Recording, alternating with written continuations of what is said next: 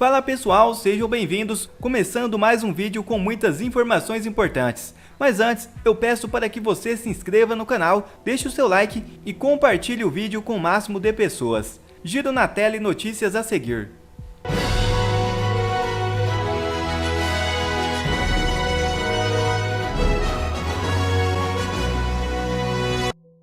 Primeira notícia já na tela. PF consegue quebrar senhas e acessa dados de celulares de Frederic Youssef. É isso mesmo. A Polícia Federal conseguiu nesta segunda-feira acessar os dados de 4 celulares de Frederic Youssef, advogado do ex-presidente Jair Bolsonaro, apreendidos na semana passada. Segundo investigadores, o advogado não forneceu a senha dos aparelhos, mas com técnicas de perícia foi possível ter acesso às informações. Dos 4 aparelhos que foram apreendidos em São Paulo na última quarta-feira, um era utilizado exclusivamente para conversas com Bolsonaro. Com a quebra das senhas, os peritos da PF passarão a analisar o conteúdo das mensagens e arquivos existentes no aparelho. Já outra notícia na tela. Cid fará confissão e admitirá a ordem de Bolsonaro, diz advogado. É isso mesmo. Veja o vídeo. Já temos o advogado de Mauro Cid, para a gente poder ouvir agora aqui no live. Então, deixa eu já chamar o entrevistado. Momento bem importante, hein? Entrevista com o advogado de Mauro Cid e principalmente, minha gente, após a decisão do ministro Alexandre de Moraes de ter proibido, né, o contato entre Mauro Cid e Mauro Lorena Cid, que é o pai de Mauro Cid, pois eles passaram a ser investigados no esquema de venda e recompra de joias dadas ao ex-presidente Jair Bolsonaro. Pois bem, já estamos com ele na tela. Vamos com o senhor César Bittencourt, que responde pela defesa de Mauro Cid. Doutor, obrigada novamente pela gentileza, hein, de estar conosco aqui nesta entrevista viabilizada pela Basília Rodrigues. Bom dia. Bom dia, obrigado a vocês. Dúvida, existe uma possibilidade de negociar um novo depoimento de Mauro Cid e principalmente levando em conta essa decisão de Alexandre de Moraes de ter proibido o contato entre pai e filho? Em primeiro lugar, bom dia, satisfação. Desconheço que haja essa proibição. É possível? É possível. Por que é possível? Porque se ele está sendo investigado, tem alguma coisa, então é normal, natural, não temos nenhum problema com isso. Sobre o ministro Alexandre de Moraes, o senhor tenta uma audiência com o ministro relator do caso? O ambiente é favorável para que os senhores conversem? Vai ser essa semana? Como é que está essa sintonia com o inquérito, né? Com os autos do processo que correm aqui no STF? Hoje, no início da tarde, eu comparecerei ao Supremo para agendar um horário, um dia com o ministro Alexandre. Ele, afinal de contas, comanda a operação e eu preciso também ter um contato e abrir a nossa possibilidade de diálogo. Aproveitando aqui e já fazendo-lhe mais uma pergunta, antes de passar para as minhas colegas, nós conversamos na semana passada, né? Imagino que tenha sido a primeira entrevista que o senhor deu depois de ter assumido a defesa de Mauro Cid, e o senhor já se posicionou ali veementemente, lógico, defendendo seu cliente, de que haveria de que é inocente e de que ele, como se chama, ajudante de ordens, seguiu ordens. E eu lembro de ter lhe perguntado, então a ordem teria vindo de quem? Né? Teria vindo diretamente de Jair Bolsonaro? Teria vindo de outra pessoa? Quero lhe ouvir novamente sobre isso e se eventualmente a resposta do senhor ganhou novas informações, né, depois de ter tido acesso ao processo. Olha, na verdade, em relação a esse aspecto, foi dito o seguinte: quando se verificou a dificuldade, ele disse: resolve isso aí, Cid, isso é contigo. Mandou o Cid. O Cid foi atrás, resolveram o problema. Simples assim. E quem teria dito para vai atrás, resolve o problema, resolve isso aí, teria sido Jair Bolsonaro mesmo, é isso? O presidente. O que significou esse resolve lá, ou resolve isso aí? Na avaliação da defesa de Mauro Cid, foi um pedido de vender, de esconder, de dar essas joias? O que significou resolve lá? Eu acredito que significou o que o Cid fez. Ele era assessor, conhecia o chefe, não sei quanto tempo trabalhava, tem intimidade. Aliás, eu ouvi entrevista do presidente e ele dizia: o Cid tinha autonomia. Autonomia dentro dos limites da assessoria, né? Aquilo que ele está lá para fazer. Então, isso é interpretação minha. Ele recebeu uma determinação, resolve aí. Ele resolveu. O senhor usou uma expressão muito forte na semana passada, quando nós conversamos, sobre confissão. O Mauro Cid vai confessar que vendeu as joias a pedido do ex-presidente Jair Bolsonaro? E aí tem um desdobramento, tem duas fases. Admitir que vendeu as joias e a pedido do Bolsonaro. Então, o que acontece? Ele estava ali, saiu para resolver, porque não conseguiu, tentou, a venda não era viável, né? E efetuou a venda do relógio lá nos Estados Unidos. E daí trazer para cá o resultado. Evidentemente, ele era assessor do chefe. Fez isso e procurou entregar para quem determinou que fosse feito a venda. É simples. Só um pouquinho. O Mauro Cid, o ex-ajudante de ordens do ex-presidente Jair Bolsonaro, vai fazer uma confissão? O senhor continua tratando o próximo passo da defesa com esses termos de uma confissão? Ele vai admitir os erros, vai dizer que ouviu esse resolve aí por parte de Bolsonaro? Exatamente. E vai uma assumir... confissão, então? É uma confissão ainda? É uma confissão. Vai admitir. As provas estão aí, aconteceu, ele realizou, e vai admitir. Mas isso aí é início de conversa ainda, vamos verificar. Nem falei com o delegado, por exemplo, que é o que está fazendo a investigação. Não tive tempo, ainda não deu para falar com ele. Hoje eu vou ao Supremo para agendar com o ministro. Outra matéria já na tela. Bolsonaro cita narrativas do sistema e diz ser obstáculo nesse enredo. É isso mesmo. O ex-presidente Jair Bolsonaro disse nesta segunda-feira, 21, que é vítima de falácias e inverdades, e que é apenas um obstáculo em um enredo de narrativas criados pelo sistema. As declarações foram dadas em um post nas suas redes sociais, na qual comentava a possibilidade da volta da cobrança do imposto sindical. O sistema não vai parar de criar narrativas para poder cumprir suas agendas, e quem recebe o seu dinheiro tem que tentar abafar de todo jeito, mesmo que com falácias e inverdades, escreveu Bolsonaro. Na sequência, listou críticas ao governo Lula, como o aumento de imposto, desemprego e mais Estado. O alvo sempre foi você, somos apenas um obstáculo nesse enredo, disse o ex-presidente. E já outra notícia na tela, urgente. Hacker Walter Delgatti é condenado a 20 anos de prisão por crimes na Operação Spoofing. O juiz Ricardo Leite, da 10ª Vara Federal Criminal do Distrito Federal, condenou nesta segunda-feira o hacker Walter Delgatti e mais 6 investigados na Operação Spoofing. Delgatti foi condenado a 20 anos, 1 mês e 736 dias multa por diferentes crimes, incluindo invasão de dispositivo informático, obtenção de sigilo pessoal e divulgação de segredos. A Operação Spoofing foi deflagrada em 2019 para investigar as invasões de contas do Telegram e resultaram na Vaza Jato.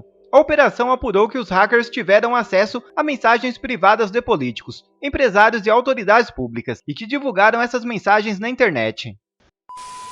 E já outra matéria na tela. As pesadas críticas contra Moraes, feita por Gleice pelo PT, gera incômodo, mentiroso e absoluto incompetente.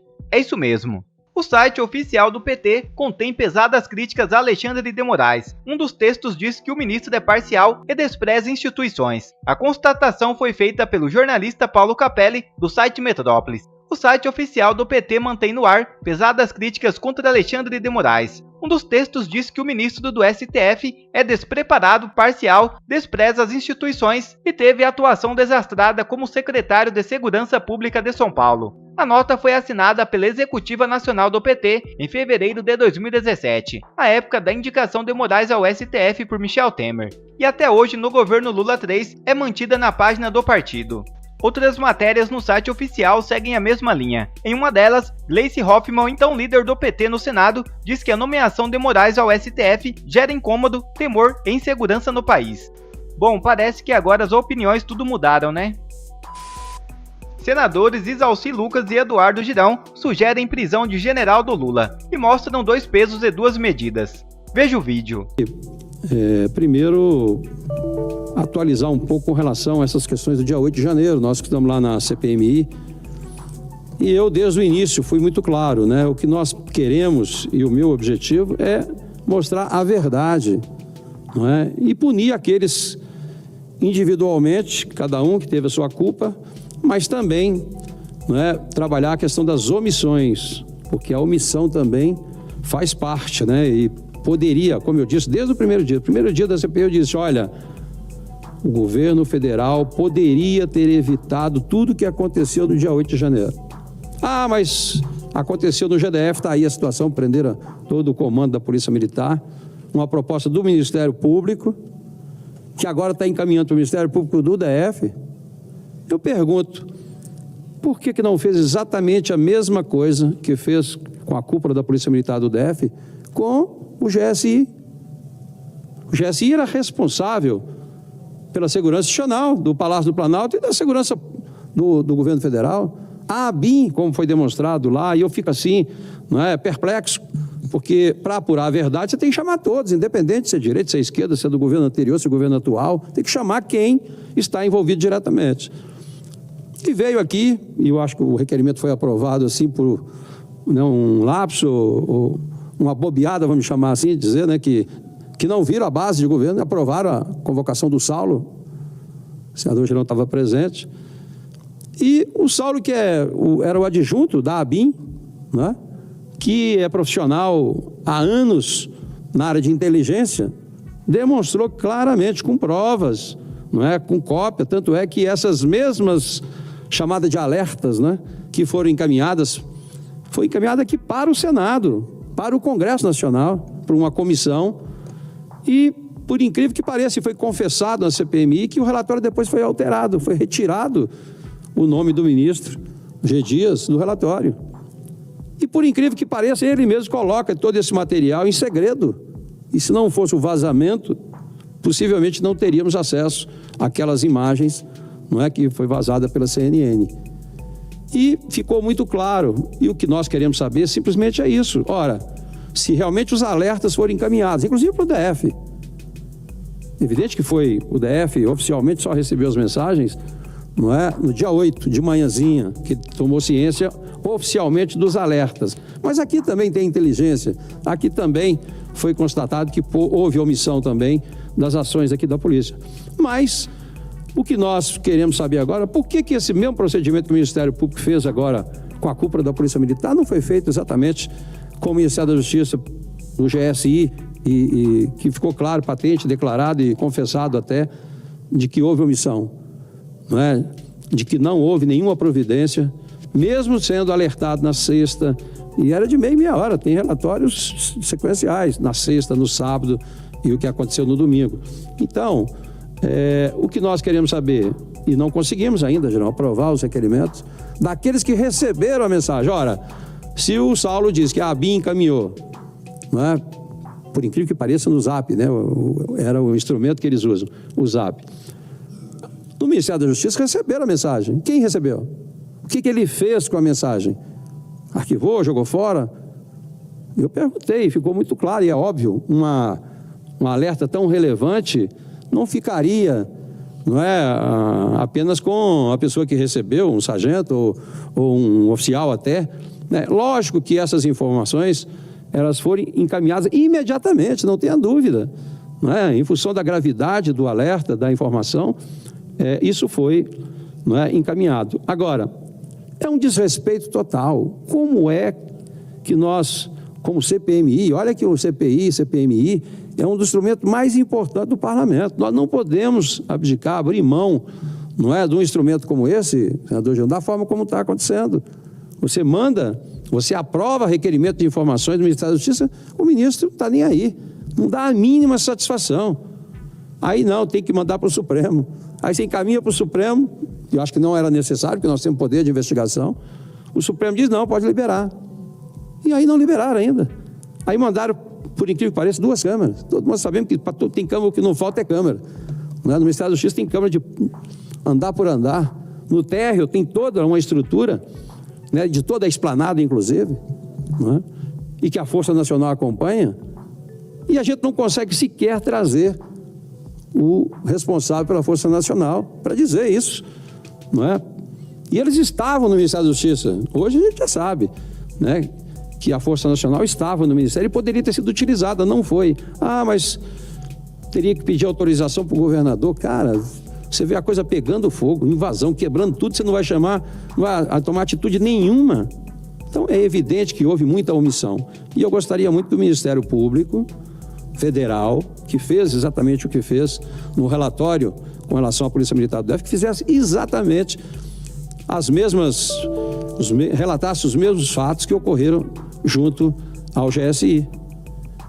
E se mandaram prender todos os coronéis da Polícia Militar, por que não prender também o general, que tinha o poder de fazer, né, e que recebeu as informações, que tinha o poder, né, de tomar suas providências no sentido de acionar o batalhão da Guarda Presidencial, acionar também a própria Força Nacional. Em 25 minutos você tem como ocupar toda a esplanada e fazer. Em 5 minutos eles desocuparam, depois de acionada realmente a segurança pública do DF, e eles em 5 minutos fizeram o que teria que ter sido feito antes dos fatos que ocorreram. O fotógrafo da Reuters disse que viu o pessoal parado de braço cruzado enquanto o pau comia solto aqui dentro. No Congresso Nacional, no Supremo, no Palácio do Planalto, a Força Nacional assim, ó, lá no estacionamento do Ministério da Justiça. E o ministro Flávio Dino estava lá. Por que não disse, vamos pessoal ajudar? E o general do Lula, poxa, brincadeira, os 2 pesos e 2 medidas que estão acontecendo. É uma justiça parcial que a gente tem no Brasil, mas o bem vai prevalecer, a justiça também, porque a gente sabe que quem está no comando é Jesus.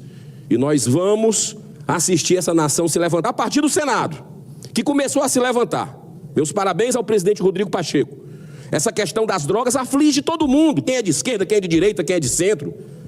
A gente não quer que aconteça em outros países, acontecer aqui a tragédia social com a liberação das drogas. E o Senado já viu que isso é competência nossa, prerrogativa nossa. Os nossos colegas deram as mãos nisso e o presidente está fortalecido para não deixar o Supremo liberar, porque eles insistem de qualquer maneira, como se isso fosse prioridade do povo brasileiro, que não é prioridade. Que Deus abençoe essa nação. Muito obrigado. Obrigado. Bom, quer receber mais conteúdos como esse? Então inscreva-se agora mesmo no canal, deixe o seu like e compartilhe o vídeo com o máximo de pessoas. Assim você vai estar me ajudando demais. Fico por aqui, um forte abraço e que Deus abençoe a todos. Brasil acima de tudo e Deus acima de todos.